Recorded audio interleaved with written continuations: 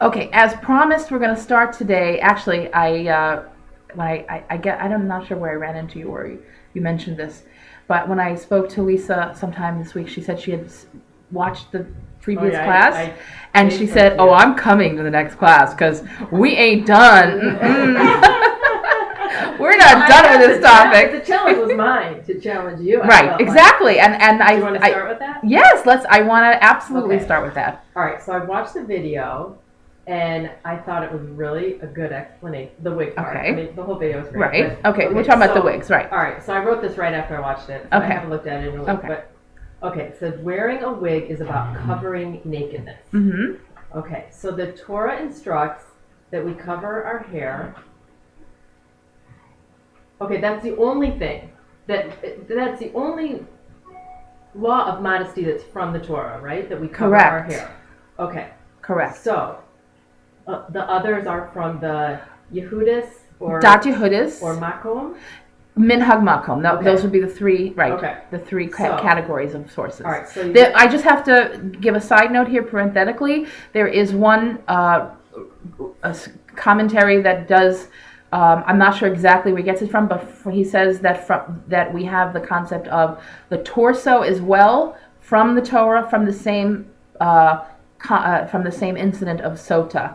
I'm not exactly sure where he gets it from. Okay. I haven't gone back to look at that, but but he does. But there is that concept that as well. The torso is the source of that is from Dat Moshe, from the Torah itself, But most people say it's only the hair covering that is from. Okay. So your explanation, I think you included that your hair cover can be more beautiful because it's really not about ugliness. It's about covering nakedness. Right. Okay. So the other laws from Yehudis, I guess, or whatever, are intuitive that you're covering up what is like universally sexy. Like cleavage and arms and thighs. So, well, not exactly. I did mention in the class last week the source from the Torah, from the oral law, why those particular boundaries of the elbow, the knee, and the collarbone. The elbow is the source of the limit of the arm, because there's a reference in the Gemara to a woman whose husband may divorce her if she weaves in the marketplace. And the explanation there is that weaving in the marketplace is a non-modest thing to do, an immodest thing to do, because the activity of weaving means your arms go up, and the possibility then is that the sleeve goes down, the wide sleeves, I guess, that they wore would go down and reveal her upper arm. That's the source of the idea that the upper arm is not allowed to be shown. That's the elbow. The knee is the cutoff point for the leg, because the Gemara talks about the shok as being the definition of nakedness for a woman's leg. The shok is defined, most commentaries understand it as the thigh. So therefore, if the thigh is not allowed to be shown, the knee would be the cutoff point for where the thigh would end. Okay. And then the collarbone is just, where does the neck end? The neck is allowed to be shown and the torso is not. Where's the boundary of that? So it's understood that somewhere over here is the cutoff point. So those are the boundaries, because within those boundaries is not like private zone. Nakedness, considered nakedness. Okay. Yes. So I guess maybe this is probably a weak challenge, but what struck me is that, like, when I heard you speak about those things, and yes, I get where it comes from, but you think of a woman's arm as sexy. Mm-hmm. Think of cleavage, like those things are private. Sensual, at least, if not right, for sure. So kind of it deferring that or inferring that to head covering, it makes me think that why wouldn't that be because women's hair is sexy? Right. And so so that's what I always struggle with, that you put on more beautiful hair. You've improved yourself, oftentimes. Right. I mean, maybe not. Mm-hmm. I would improve. Yeah, I know. No, for sure. Absolutely right. No, right. So it just seems a little bit not, I don't know, not intuitive. Okay. Unless I'm inferring the wrong thing No. about. I understand what you're saying, but it's like this. You could make distinctions between what is considered sexual versus what's considered sensual. In other words, there are parts of the body that are considered nakedness, right? So, for example, a woman's chest area, that is absolutely a sexual part of the body, right? A private part, what we call a private part of the body, is a sexual, it has an overt sexual nature, Right. okay? But then there are parts of the body that, while they're not overtly sexual, they could be considered sensual. And this is where the hair, a married woman's hair, would fall into that latter category. So that, and I brought the example of a sleeve that covers your upper arm with a color that's flesh colored, right? So the upper arm, again, is not an overtly sexual part of the body, but it is a sensual part. It's less overtly sexual, but still is considered nakedness, still considered something that is not appropriate to be shown. So therefore, those kinds of parts of the body would be okay to cover, even if the covering itself looks like what the part is. Right. So conversely, I would not be allowed to wear a t-shirt. You know those, ever see those t-shirts that have the sexy bikini, right? Okay. That I wouldn't be allowed to wear because, again, the chest being an overtly sexual part of the body. So what am I covering it with? I'm covering it with something that imitates that part of the body. You see the distinction? You're laughing, yeah. I actually, somebody I knew in an older woman, between older and old, she wore this and for Purim, and it looked hilarious. It was so funny because they're very realistic. You ever see that on someone? They're very realistic. It's a long T-shirt that has the coloring is painted with, or decorated with what looks like a bikini, a body in a bikini, a woman's body in a bikini. It's hilarious because from far it looks like she's wearing a bikini. So that is something that would not be appropriate because, again, while the body part is covered, you're covering it with something that is showing me the body part you're covering. And again, because the chest is a sexual part of the body, that would be not appropriate. Whereas if I'm covering my upper arm with a flesh-colored sleeve, being that the upper arm is not overtly sexual, but it's more sensual, it's a fine distinction. Hair is considered sensual. Sensual. I'm considering it, and I'm covering it with something that's even more sensual. No, but again, so if you're covering it, let's even just say it's okay. Equally. So again, because it's not, because it's somebody else's sensual, right? Because it's not an overtly sexual part of a woman, the hair.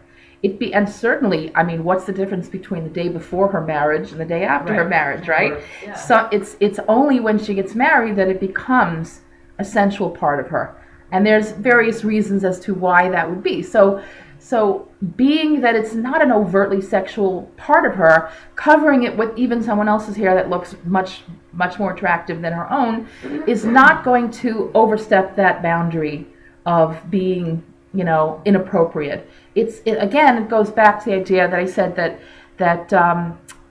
it's not about looking ugly. Again, the idea, remember the analogy I gave with the skirt, right?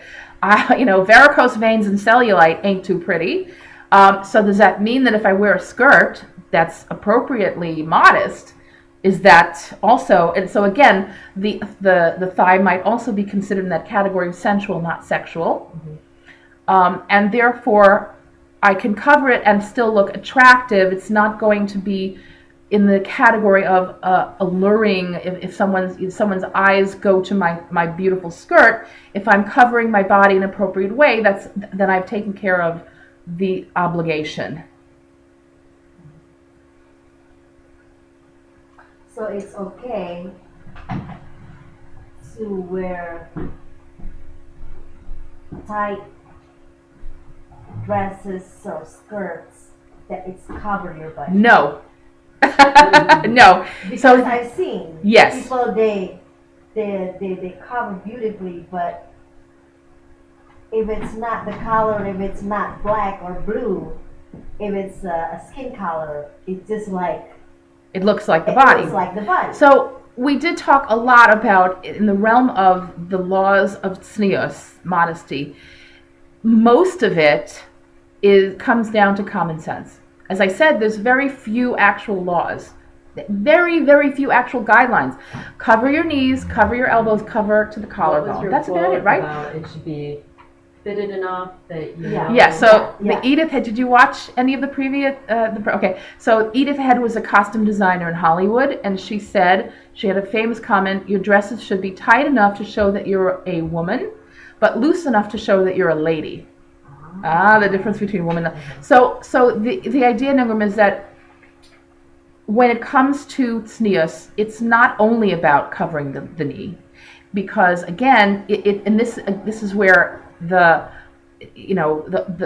laws go beyond just the letter of the law and to the spirit of the law. In other words, common sense has to you have to be ruled by common sense. You have to know what is the whole point of the tznius rules. The whole point is that I'm not supposed to be overly distracting. I like that word actually, as rather than attracting or alluring. You shouldn't be distracting to anybody, right? And I give the example of, if I'm talking to you and you're noticing my earrings more than you're listening to my words, or you're noticing my color of my lipstick more than my words. I don't want that. I personally want you to be able to connect to me on an inner level, on an important level. Hear what I'm saying, in other words, not notice what I'm showing you. So therefore, right, everything that the way that I dress and the makeup that I wear, the accessories that I wear, all of it has to fall into that category of, I want people to be able to relate to me on a deeper level than just the things I'm showing them. So if my glittering little earrings are waving back and forth and you can't stop looking at them, I've not accomplished that goal. The same would be said with a tight dress. If a tight dress, but a covering to my knee tight dress that shows every little curve, it's clearly not what the spirit of tznius is all about. So yes, when you see someone dressed, quote unquote appropriately, covering their knees, covering their elbows, but you can see every little outline, Yeah. they're not dressed b'tznius. I think also we have to talk about high heels. Mm-hmm, for You know, sure. You can show your calf, but I'm thinking that high heels are sexual. Yes, there's certainly this. High heels are something that definitely falls into this category of the spirit of the law, right? In other words, am I wearing something that, and I'm clickety-clacketing all the way down the street? But yeah, there's again, is this item that I'm wearing going to be so distracting? People going to go right to my feet when they see me, whatever part of the body it is. Like, are they going to go right to my earrings, right to my feet? It's all about the externals. That's the point, is that if I'm wearing something on the outside that is going to distract from your being able to appreciate who I am and not the way that I look, then that's violating the spirit of the tznius laws. So it could be high heels. It could be a slit, by the way, in a skirt that doesn't go up beyond the knee, right? It could be a slit that stops at mid-calf. Some people But- won't wear yes. the zippers because the Uh-huh. illusion that you could Unzip. it. That's true. Again, it's all about what image is this presenting, and what are people going to look. And again, it comes down to, it when you see it, you feel it when you see it. If you most of the time when people want to wear high heels that are incredibly, they stand out. People want to stand out, so they often do wear these things. And that's the idea. The idea is to internalize the message that I don't want to stand out for the physical aspects of the way I look. That's really the sort of mantra that you have to have as you consider your wardrobe and as you consider dressing. Do I want to stand out for the physical things? Or I want to look pretty? Yeah, I'm okay. I'm allowed to look pretty. I want to look attractive? Yeah. But am I going to be distracting? Is my blank going to be distracting? My earrings, my color of my lipstick, the necklace, the jangling bracelets, whatever it is. Do I want to distract whoever it is I'm communicating with, who I'm talking to, who I'm seeing, from viewing me, who I am inside, by my externals? That's the idea. And the same thing goes for the wig. In other words, you can have a wig that's absolutely, covers every little last hair. And by the way, there are rabbis who, as I said last week, prefer the wig. The Lubavitcher Rebbe was someone who preferred a hair covering that was a wig rather than a scarf, because he felt that, and it's true, most wigs will cover every last piece of hair, as opposed to a scarf, which will let some hair show. So there are, like I said, there are people who prefer the wig for that reason. So you can have a wig that's totally covering every last hair, but it clearly is sending a message of, I want people to notice how beautiful my wig is. Okay, That's so different from, and let me just finish. That's different. That's a different message from, I want people I want to be attractive. I want to be attractive is a different message from, I want people to notice how beautiful my wig is. Go ahead. Okay, so my challenge was that we cover from elbow, collarbone, knee, because we're covering up nakedness. Mm-hmm. And that area, Mm-hmm. that zone kind of represents our sensual zone, Yeah. let's say. Mm-hmm. Okay, so, but covering up hair with the same or prettier hair is okay because it's about the covering. Mm-hmm. And just like your example of the Mm-hmm. flesh thing. I'm still, I hear what you're saying, it's still not, The idea is, maybe I think hair is more, again, and sensual again, than- let me just answer. There are wigs that are inappropriately immodest. There are, and as a matter of fact, as I mentioned last week, there are rabbis today who say wigs are not allowed. Today's wigs, especially, because as I mentioned, they had wigs in the time of Gemara, but the best wig in the time of the Gemara, it doesn't look as good as today's worst wig, right? They have human hair wigs, and so, and there are rabbis who say they're not allowed. There are communities in Eretz Israel and Israel that they're banned. Rabbis have said wigs as a hair covering. Rabbis do not allow their communities to wear wigs because they're seen to overstep that little line of attractive versus distracting. Mm-hmm. So there are rabbis who agree with you that it's not appropriate. That there are plenty of rabbis who agree with you. Most rabbis in America say a wig is okay, but even there you'll have people who say you can have an attractive wig, but you can't have, as with fashion, anything that you wear in terms of clothing, the idea is let it be attractive, but don't let it be so alluring that someone is looking at this wig and going, wow, or which happens to some men. Women can tell usually wigs, but some men can't.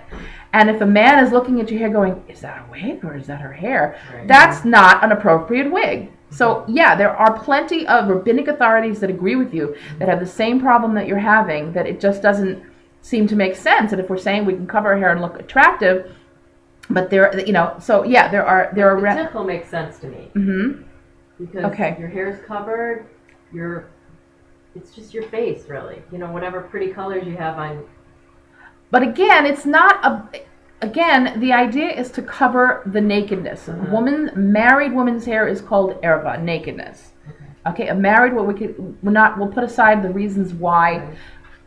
Let's just accept that it's called nakedness. So if a woman's married hair is nakedness, the idea is covering the nakedness. Again, like the skirt that is more attractive than her bare thighs. It's about separating the private parts of her body from the rest of the world, keeping something private for her and her husband alone. That's the idea. Barbara. I think that maybe you could make an analogy of a dress that's tznius in terms of covering up, but it's so tight and form-fitting that it shows everything, to a wig Right. that totally is tznius, it covers everything up, but it's so gorgeous that it's attracting.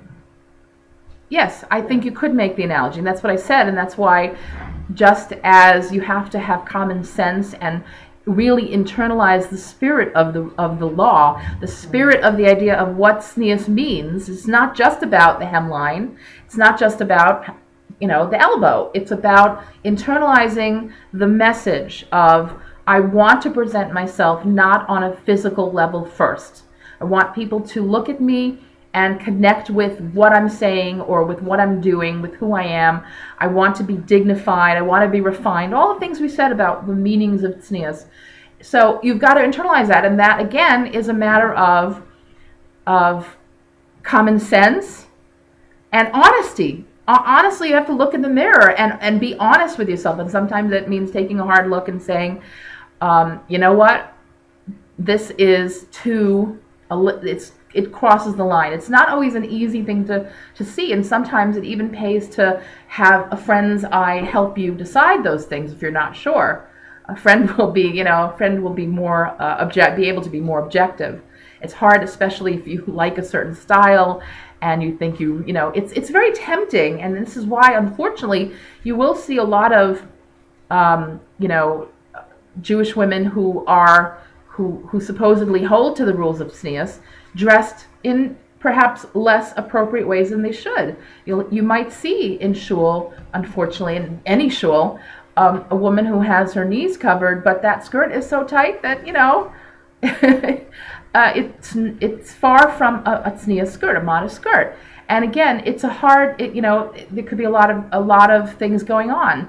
A person is, again, it's very tempting to look as good as you can, right? And clearly, ultimately, that person has not really either not internalized the true message of tznius, or not understood that, or doesn't want to understand that it's not just about the hemline. It's about, again, the distracting aspect of it, the distracting versus attractive.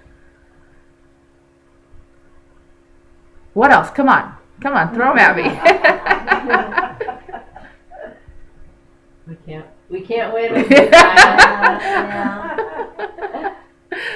Alice, you look like you'd like to say something. I just came in a little here. Right. Everything you're saying makes sense, but it is difficult, as you say. I mean, we want to be attractive, and I have to say, at some level, there's a power and competition in that. I would put that. I'm Sure. attracting those.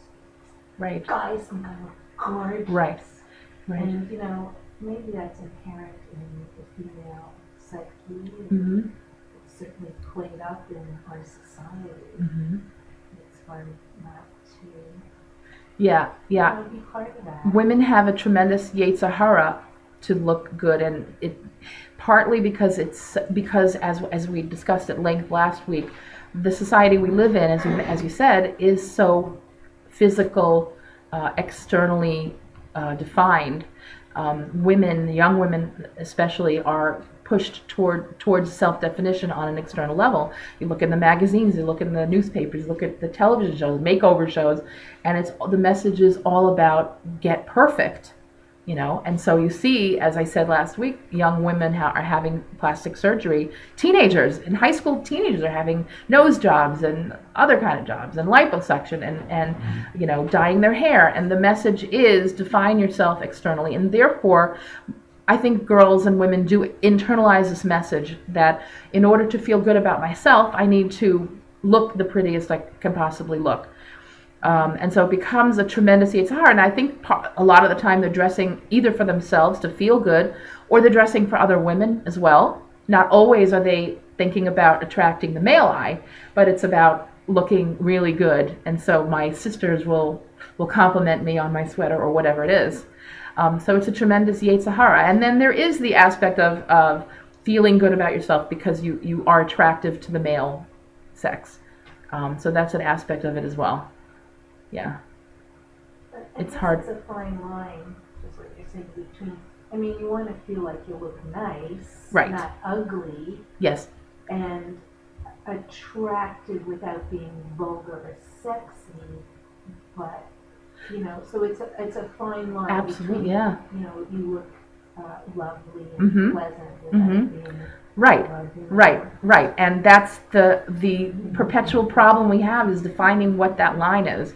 And again, it's something that as I said, as I quoted that judge who said, I can't define pornography. Regarding pornography, it's a different topic, but I can't define it, but I know it when I see it, And it's something that I think you have to hone that sense of recognizing it. It's not always easy to do. It has to do with common sense, full, true objectivity, honesty with that image in the mirror, and ultimately, if you don't have that sense, then it's get someone else's help.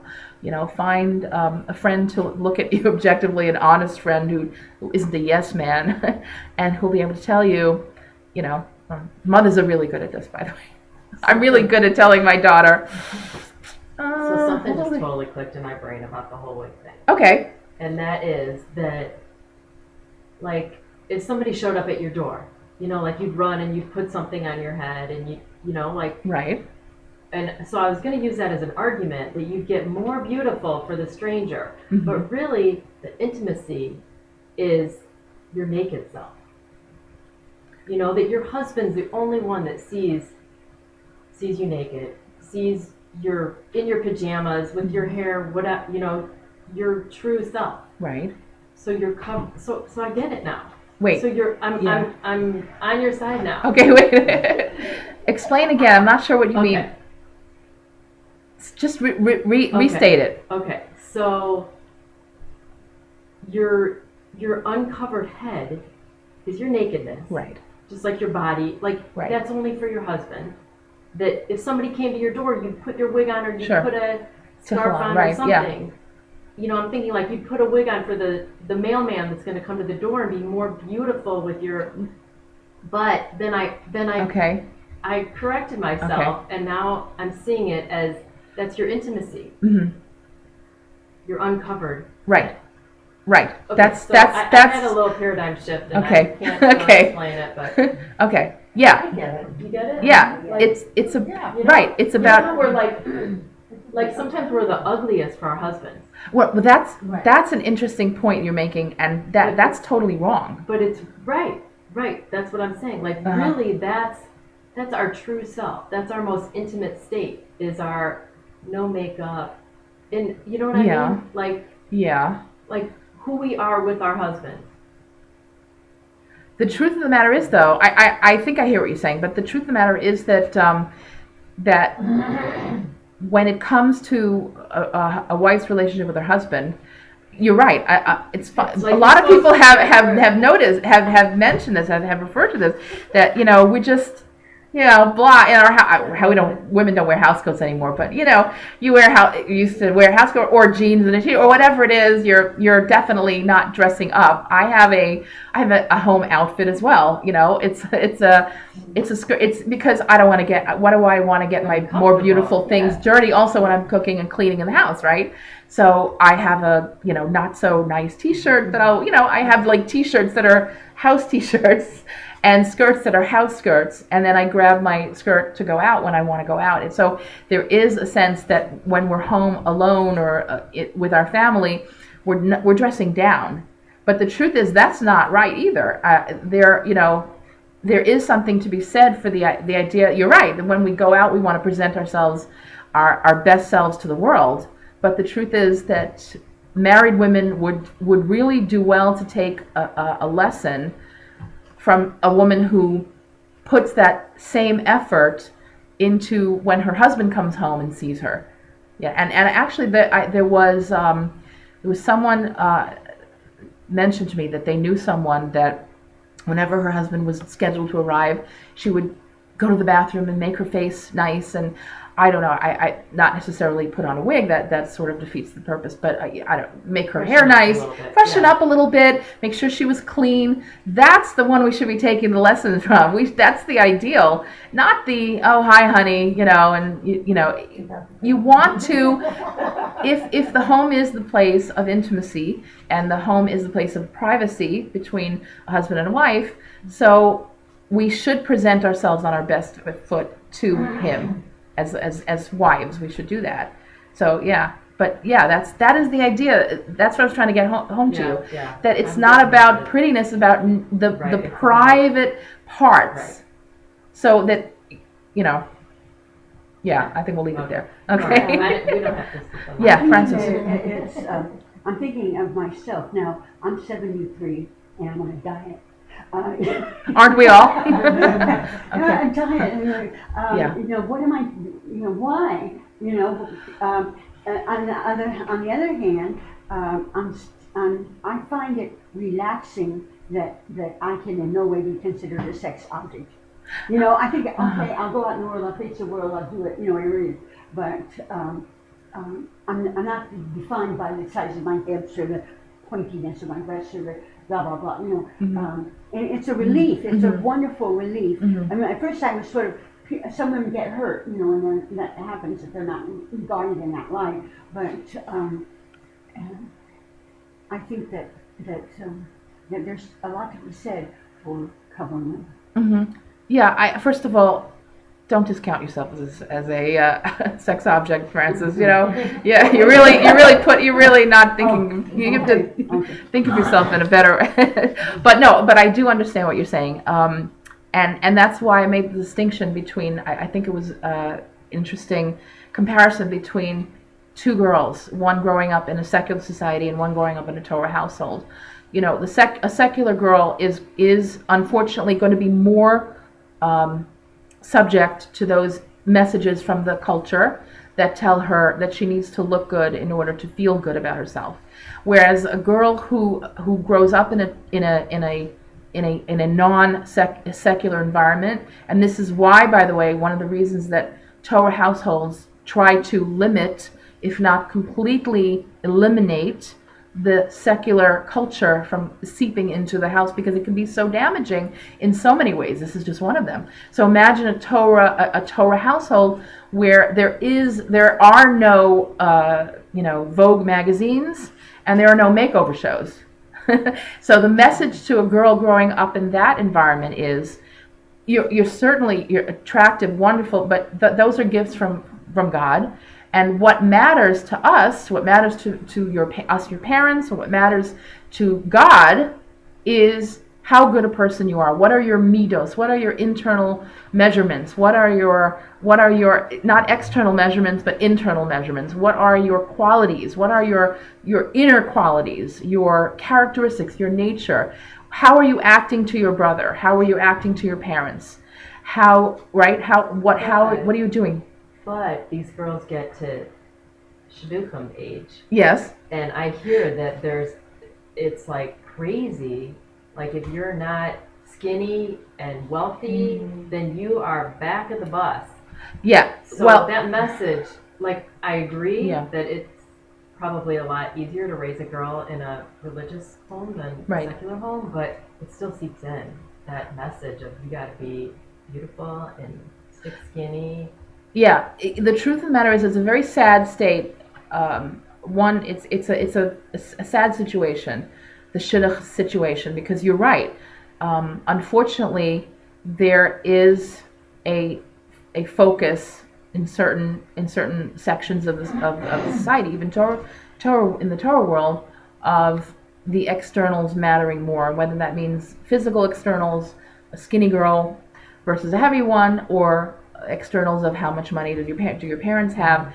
But these are, and it's a very, very unfortunate situation that nobody, no rabbinic authorities, no Torah authorities approve of. Let's put it that way. So where that comes from, I'm not sure. Where it originated from, I don't know. It certainly wasn't the case in Europe before we came to America. So it's definitely an American it probably is a little bit, you know, it probably is, to some extent, has been influenced by the secular culture we live in. It's a very sad state of affairs. It really is. But hopefully, and this is where I guess the truth of the matter is that when in a Torah household has to raise their boys as well as they raise their girls, to not focus on these externals as well. The boys have to be taught, and hopefully are taught in the majority of households and the majority of yeshivas, that what matters is, just as the girls are taught, what matters is having a decent mensch of a guy to marry.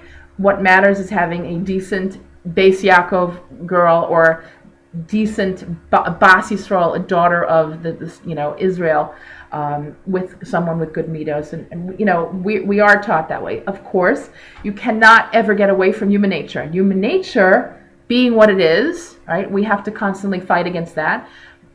Men like pretty girls. That's just part of girls like attractive guys, right? So it is a struggle, both from in the external way of fighting the secular idea of it, but also an internal one. We have a Yetzer Hara. We have an instinct that the physical part of us, the Gashmias part of us, that wants what we shouldn't be wanting, but we want it. That's our physical side. That's our animal side, if you will. So girls want pretty boys or attractive boys, and boys want attractive girls, and that's something that we're constantly fighting. Yeah. I wonder also aren't there more guys than girls? Well, statistically, there are more women than men in the world, so I don't know. More women than men, so maybe, the men are there's in the more power competition, market, right? So they can, right. They have the luxury of setting their criteria as high as they want, in a way, because there's such an imbalance. Right. That's a unfortunate fact. Yeah. And the guys also have the advantage of not having to worry about age, and the girls do. Right. And also, since so many guys are going to what is it called, kollels, and they're continuing to learn, and the women are in the position of supporting them. Not always, but sometimes. Always, but then they could set the criteria for money as well. So. So that I'm not so sure about. I mean, that they there's demanding a certain income is only going to get you so far. Is it true that boys have the advantage in the shidduch game? I don't know. I mean, I'm not sure. In certain ways, they might. Overall, I'm not sure. Numbers. If you have 5 women for every 1 guy. I don't think it's that unbalanced. It's more like the statistics are like. Are you looking them up now? No. Okay. No. The statistics. There are also societies. I have a son who's living in China, and because of the one child per family rule, and people, there's always this prejudice that they want boys, and so people get abortions if when they find out that the fetus is a girl, and so there are more men. Now they've also found that in societies in which there are more men, and also in India, that the society is more aggressive and ruffian and lawless, and I'm not surprised. It's like people aren't domesticated in those societies. I mean, men are out there, in packs like wolves, That's interesting. It's scary, isn't That's it? interesting. It says a lot for the calming influence of the female part of the world of the society. Yeah. Again, it goes back to that idea that men have the midah, the characteristic of kibush, of aggression. We all know that men are more aggressive, but that it highlights the necessity more than anything. It highlights the necessity of women as the reigning in, calming element as a balancing factor in the relationship between them and in society in general. Yeah, I interrupted you. You were going to say something else? Okay. Yeah, Alice. Maybe you already mentioned this, but about the wigs, what I heard was that when wigs came in Eastern Europe, they were all the same and they all looked ugly. Did you mention that already? Well, I did mention that the Gemara talks about wigs as well. Apparently, they had some form of wigs even back then. But as many rabbis will tell you today, the best wig in the times of the Gemara looked worse than the worst wig today. And again, this would apply as well in Europe, which is, why a lot of women, even in Europe, gave up wearing the wigs. They weren't attractive, but that wasn't a prerequisite for the wig. In other words, it wasn't. It's nowhere does it say your wig has to look ugly. Nowhere does it say your hair covering has to look ugly. There are a lot of scarves that look beautiful too. Lots of snoods, etc. Let Alice finish. My thought. Yeah. What I heard was that when the rabbis, I guess in Eastern Europe, had to rule on are these, wigs okay, all the rabbis said, oh yeah, sure, except for one who said, you'll be sorry if you allow these wigs in the future. You're going to have gorgeous wigs and you'll regret this decision. Right. And So they said, oh no. Right, so the majority of rabbinic opinions throughout the centuries in Europe as well as in America, to this day, have been that wigs are wigs in themselves. Even pretty wigs are okay, attractive wigs. In other words, they were ruling as they were comparing in that sense a pretty wig to a pretty dress. Pretty dress is fine, right? Pretty wig is fine.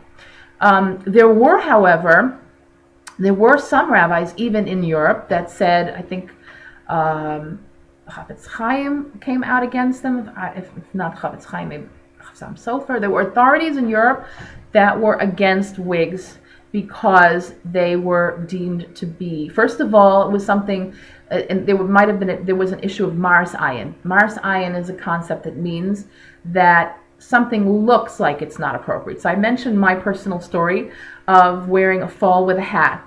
And when I did, it was clear that the men, because I had never worn this particular item before, it was clear that the people thought I was not covering my hair. In other words, they thought the fall was my real hair. So I went back to wearing hats only because that was Maris Ayin. Something that has the appearance of wrongdoing is wrong to do. The flesh-colored sleeves fall into that? So yes, it might. Okay. When I was single, I used to go to the Boston Rebbe's shul, and the Boston Rebbetzin was a wonderful woman, and I wore had a brown suit under which I used to wear a shell. I guess it would be called a shell today. It was just a shirt, and it was a little flesh colored. And she came right up to me. Boston Rebbetzin didn't hold back. We had a relationship anyway, but she came up to me and said, that shirt, I mean, in a funny way, not in a critical way, but that shirt is absolute. I don't think you should wear that. That looks like your skin. Very outspoken, and she clearly was not approving of that. So yeah, you could make the argument that if something looks like my flesh, if something, whatever it is, a shaitel looking like hair would fall under the category as well. Something that, and this T-shirt that I described to you that shows that has the body displayed on it. If something looks like the body, although it's a little bit clearer that that's a T-shirt and not actual body, if something looks wrong, it's not right to wear it because why? Going back to the idea, we're a society of responsibilities, meaning that I have a responsibility not to do anything, not to wear anything, not to say anything, not to buy anything that will make you think I'm doing a sin. That's my responsibility. All right. I don't have the right to say, I know I'm doing right, that's enough, and you, I don't care what you think, you're supposed to think well of me. Yes, you are. You, the viewer of my actions, also has a responsibility to think well of me, and that goes back to the idea of have a done lekaf schus, give everybody the benefit of the doubt. So the viewer of me has to look at me, the Boston Rebbetzin. She knew I was covering up, but the person looking at me has to look at me and say, I'm sure that's a shirt. I'm going to think well of her. I'm going to give her the benefit of the doubt. I'm sure she's not going bare under that jacket. But at the same time, I, as the wearer of those clothes or of that shaitel or whatever it is, flesh-covered sleeve, have the responsibility to dress in a way that I don't put any doubt in your mind that I'm doing wrong or doing right. So the idea of marasayin when it comes to wigs definitely did apply, even in Europe, where Rabbi said, if it looks like hair, you got a problem. Okay, that is the basis of a lot of rabbinical criticism today, especially in Israel, where there are communities where the rabbis have outlawed wigs for women, for married women, and said it's absolutely forbidden. It doesn't look, not only from the perspective of it's distracting and too alluring, but also from the idea of marasayin. I look at you and I can't tell if you're wearing a wig. Well, if I think that you might be wearing your hair, then I'm transgressing marasayin. So yeah, as I said, there are rabbis who there are in America. Most rabbinic authorities in America say it's fine within the limits of refinement, and tznius within the limits of common sense. Right? Don't be distracting. Right? Don't have a style that's distracting or a color that's distracting or whatever it is. But most authorities do say it's okay. There are many more authorities in Israel, though, that have come out against them, down the line and said it shouldn't be done. So you have a leg to stand on. Yeah, you are in company. You are in good company. That's right. Yes, that's right. Alice? Well, looking at us, including myself, my issue is that so much of what you say seems right, and yet I don't do it. I don't like covering my hair. I don't like the way it feels. Mm-hmm. I think listening to your words, it sensitizes me to the clothing that I choose to wear in public and at home, and yet I have to admit, I kind of, I don't take the step to cover my hair except in synagogue, Mm-hmm. and then even then I'm wearing a hat Mm-hmm. and my hair is showing. So, is that a form of hypocrisy, a form of laziness? What's the deal there? You would be best to answer that, wouldn't you? You'd be the best one to answer that question. I can't tell you why you don't. You can't tell me why I'm not going to admit to you the sins that I do. But obviously, none of us are perfect. We all transgress. We all have a yetzer hara for something, right? We all have an evil inclination that makes us do things that we know is not right, or that we feel we could improve on, and we just don't for whatever reason, right? Mm-hmm. It's an internal struggle, and it's a personal struggle, and nobody has the right to, judge another person for why or why not they don't do or do not do a certain thing. It has to be a personal discussion that you have with yourself, with your neshama, and with God. Mm-hmm. And whether or not it's the reasons that you gave could be those are possibilities. There may be others. Mm-hmm. You have to have what's called a cheshbon hanefesh. You have to have an assessment of your soul and mm-hmm. an honest discussion with yourself. Mm-hmm. And you may come to the decision that you're not in that place yet. You just can't bring yourself to do it. Mm-hmm. Or it's too hard in general. Yeah. In the Torah where it says women should cover their hair, it doesn't say why. No. Right? And so you kind of have to think it's just one of those things that it's a commandment that we do because we're supposed to do it. Correct. And we don't know why. Correct. And the women I know a couple women that I'm close to that cover their hair say that it's one of the hardest mitzvahs because it's so uncomfortable. And it's not easy. Which, it's just kind of interesting. I mean, it shows a level of commitment and mm-hmm. control, I guess. Maybe commitment's a better word. It's certainly like being on a diet, Mm-hmm. It's like the same kind of thing where, you choose to do it and it's not easy. Right. But there's a satisfaction that you're doing it. Yeah, I mean, getting on that treadmill every day is the hardest thing. There's some days that I just, you're thinking of a million excuses why you don't need to do it today, but you push yourself because you know it's the right thing to do. And So I Yeah. guess that's the part I struggle with. Yeah. Is that you don't know why you're doing it. It's Okay. that kind of blind faith okay, thing that I struggle with. a lot. okay. That is the Right. nature of a chok. A chok is a category of mitzvah, commandment, for which we don't have an easily intellectual answer, an easily logical answer, something we don't understand. There are laws that are not that are mishpatim that we understand. Don't kill, don't murder, rather, not don't kill, don't murder. We understand that one. Don't steal. We understand. Kosher, no clue. We don't. We make up Right. reasons, right? We come up with all these ideas. Don't wear something made of wool and flax. Or wool and linen. Sorry. Yeah, I mean, it's not logical, but at that point, that's where you make the leap of faith.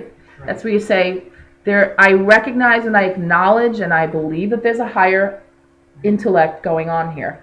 And if I do that, if I do acknowledge that to myself, then it's a little bit easier to deal with that difficult. But still, it is difficult. I acknowledge it's difficult. You look around and you see, it's a very difficult law to hold to. And it's not just in America that it started to be difficult. Even in Europe, in the days of the Aruch HaShulchan was talking in the 19th century about bemoaning the fact that women were not covering their hair. So it's clearly a big yetzer hara for women. Women, it's a hard mitzvah to keep to. It's very hard. So a tzniut is much more comfortable. It is, absolutely. Okay. Yeah. But the reason that you don't wear a tzniut 24/7 or in your public space usually is because you want to be attractive. Yeah, and that's fine. Yeah. Yeah. Barbara, you wanted to say something. Well, I think it's, I obviously don't wear wigs. Sure. I'll cover my hair. And it was fashionable in the 70s to wear wigs. Like Right? Okay? Like the fall. No, full wigs. Uh-huh. And those were the days when we went to beauty shops, you put your head in curlers, you Right. sat under the dryer, Right. and so it was fashionable to wear wigs, and I had a wig. Mhm. And being the most fashionable person, and it was uncomfortable. Mm-hmm. Now, it could be that, it was definitely a synthetic wig, it was a cheap wig, maybe so Mhm. I understand. Mhm. And then it got out of fashion with the blow dry and all that. Right. But, so there's a certain laziness and not wanting to be uncomfortable Mm-hmm. that is stopping me from wearing the wig. Look, But cover. there's something else. If I wore a wig, then I would feel that, no, this isn't right because you're wearing pants. Mm-hmm. And pants, I wear pants because they're so comfortable. Mm-hmm. Or in the winter they're warm. It's practical. Mm-hmm. Can I get that up? But I have to just say something, which is that Why did you get the ear? I need to just tell you something though that you have to understand, which is taking on a particular mitzvah, taking on a particular commandment, and not taking on others is not being hypocritical. Really? No, it's not at all hypocritical. It is what it is acknowledging that you'd like to take on a particular mitzvah, but at the same time, you're not at a certain level of being able to take on everything.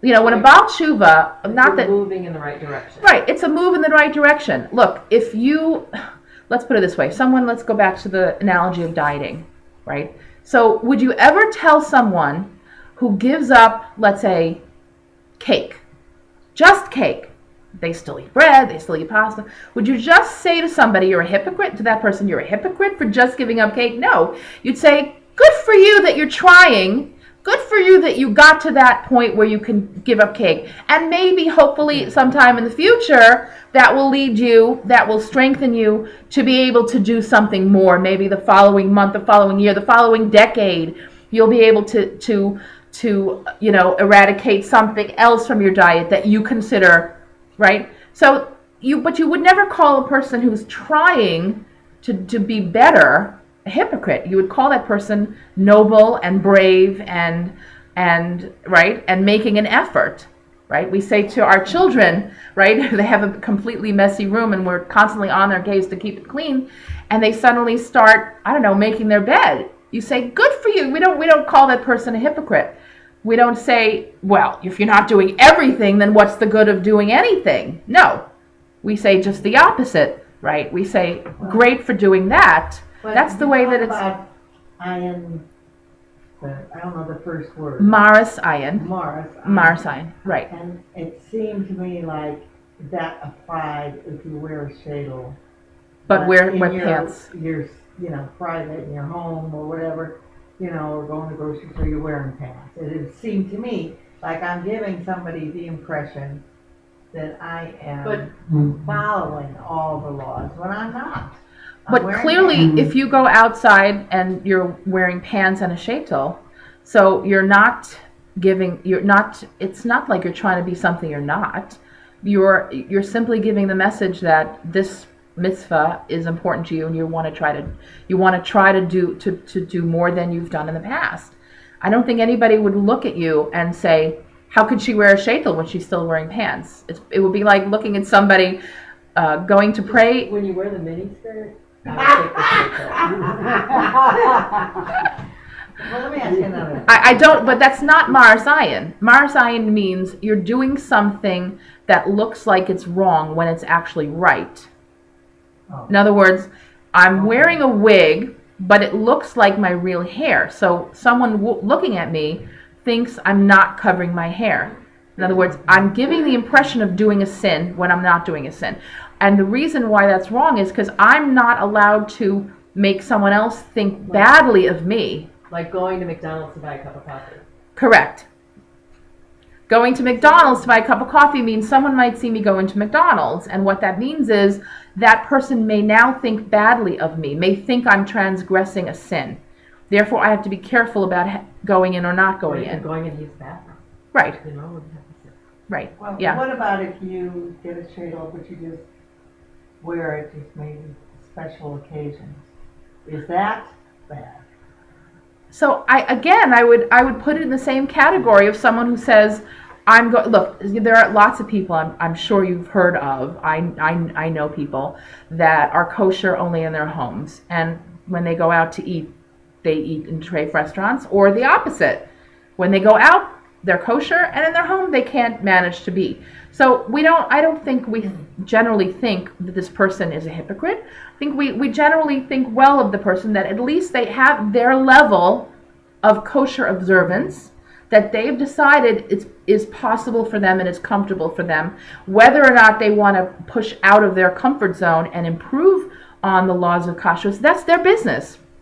And I don't think we think badly of someone who we see doing one mitzvah, and yet even in one area, again, I go back to the chocolate cake. If a person decides that they can't completely eliminate cake from their diet, so they might say to themselves, all right, I'll eliminate it again when I go out, right, I'll only have it on Shabbos. So again, we would interpret that as, and we view it as a certain level that person is able to accomplish. And we would say, good for you, right? We would be encouraging about that. We wouldn't look at it as being a hypocrite. We would look at it as something, if you view the mitzvos or commandments or even dieting as a ladder, and we're trying to, work our way up the steps of getting to complete health, good health, we view those steps as steps. And the fact that she hasn't reached the top step doesn't mean that we look askance at that. We would never look at someone and go, how can she, get rid of this aspect when so many other aspects of her life is not healthy, or whatever it is. I think the same holds true when we look at someone doing a particular mitzvah or not doing a particular mitzvah. hopefully we all judge a person favorably, look at them and say, it's so admirable that she's taking on this mitzvah, or he's taking on this particular mitzvah. Think about a man who doesn't typically go to minyan when he davens. He goes, prays at home usually. It's hard for him to get out of bed in the morning. I get that, believe me. So that man who says to himself, you know what, I'm going to go to minyan on Shabbos. I'll try to make an effort. I can't promise the rest of the week when I've got so much other stuff going on, but I'll do it on Shabbos. Again, we would look at that person and go, good for him. He's trying, he's making an effort, he's working his way towards a more spiritual connection and a more involvement with mitzvos. And we wouldn't look at him and go, well, how can he possibly come to shul? How can he show his face in shul and Shabbos when he stays home the rest of the week? We don't have that attitude. So I don't think it would be the case that, I think also there something. Many things are going on in terms of dress, how we dress and how we look into what. Right. And I think one of the things that comes into play is identification by others, and also in our own group. That is to say, Jewish women cover their bodies and wear wigs, and you see such a person in the society. Oh, she's Jewish, or she's Orthodox, or she's Hasidic, or what. So I think that that it kind of is a unifying measures, because the women that wear wigs and have long sleeves and stuff are a group of themselves, Right. And also in terms of the secular society, a separate group. Mm-hmm. So I think that one can kind of derive solace, from the idea that you're doing the things. You are in this group, and to be on here, you have to do A, B, C, D, and E, and that you acknowledge that and commit to that, and then you are, and everybody looking at you knows you are. That's such an excellent point. Mm-hmm. From both identifying yourself within the group and also choosing to be identified as part of that part group. of the group. Yeah. Mm-hmm. So, I think there, it's when you're talking about sort of restraints or objections, but there's also lots of good stuff in terms of doing the clothing and doing the hair and doing everything according to the tenets of the Torah, or or whatever. Yeah, I agree. I think it's very well said. Yeah, very well said. I've always heard that Hashem wants to see that we're moving in the right direction. That we're trying. That we're growing. Mm-hmm. And even Right. if it's little baby steps. Mm-hmm. Correct. Right. So Right. that's to your point. I mean, so I'm going to give you an example of the baby steps thing. I've mentioned the story before. I can't remember which rabbi it was, but there was a Rosh Yeshiva, head of a yeshiva, who was asked by one of his students, or he was talking about the steps he was going to take to improve himself the coming year for Rosh Hashanah. Every year we do a cheshbon nefesh, we do an accounting of our soul, and we try to improve in one area. This is what this great rabbi, head of a yeshiva, said that he was going to, in the way he was going to improve himself. He said, I'm going to work on, when I bench, when I say the prayers after meal, I'm going to say it looking inside the bencher. I'm going to read it instead of just saying it by heart. I'm going to read it inside the bencher. Okay? So that, the point of that being that you can concentrate better, you say each word clearly. He was going to do that. But he was going to do it only till Pesach. In other words, he was not saying, I'm doing this forever now. I'm only doing it till Pesach, and I'm only going to do it, I think he said, also when I'm outside the house or when I'm in the house. So he limited himself greatly. Even someone who is a person of stature in terms of mitzvos and doing commandments, he was going to take a baby step in terms of how he improved himself. And I mentioned, Alice, we had this discussion a while back about how, a person who wants to be a good Torah Jew and take on all the mitzvos, it's an impossibility. You can't take them all on at once. You just can't do it. It won't stick. You won't stick. It's like trying to, diet. Again, I go back to this analogy. It's such a perfect analogy. You want to improve yourself. You want to get healthy. You want to get thin, whatever your goals are. To do it, to say, you can't say, to say, I'm gonna work out on the treadmill an hour a day, and I'm not gonna eat any sugar, and I'm not gonna eat any carbs, or I'm gonna eat only salads. It's never going to work. Anyone who's dieted knows this. It just doesn't work. You have to start small, and that is again the idea in the spiritual realm as well. As you said, Lisa, God only wants us to make an effort. He wants to see that we're trying, we're moving in the right direction. And so, yeah. So what's the opinion on hats if your hair is out? Is it Okay. So when it comes to hats and scarves or snoods or whatever, the alternative would be to wigs. Rav Moshe Feinstein had a tshuva about this. He said that if you're covering your hair with a hat, there are going to be a few strands of hair that show in the back on the nape of your neck, and there might be a few strands that show at the sides of your temple. And ideally, it would be ideal to not show them, but that if those inadvertent strands of hair that you just cannot keep under the hat or a snood pop out, then So I'm not you don't have to talking worry about about them so inadvertent, much. Maybe. Oh, so what do you This is talk? more Oh, of an- okay. So let's say, is wearing a hat with that would come like this, and my hair would be out from here down. Is that better than not, or is it just? That's a good question. Is You know it what I better mean? than Like, not? do you have Yeah. to go Right. whole hog, or Oh, wow, that's a good question. I would say that it is a step in the right direction, that it's better than not covering it all. Yes. Yeah, I would- Yes. It's a good question. All right, I think we'll stop here. I gotta get That was home. good. Okay, I guess our next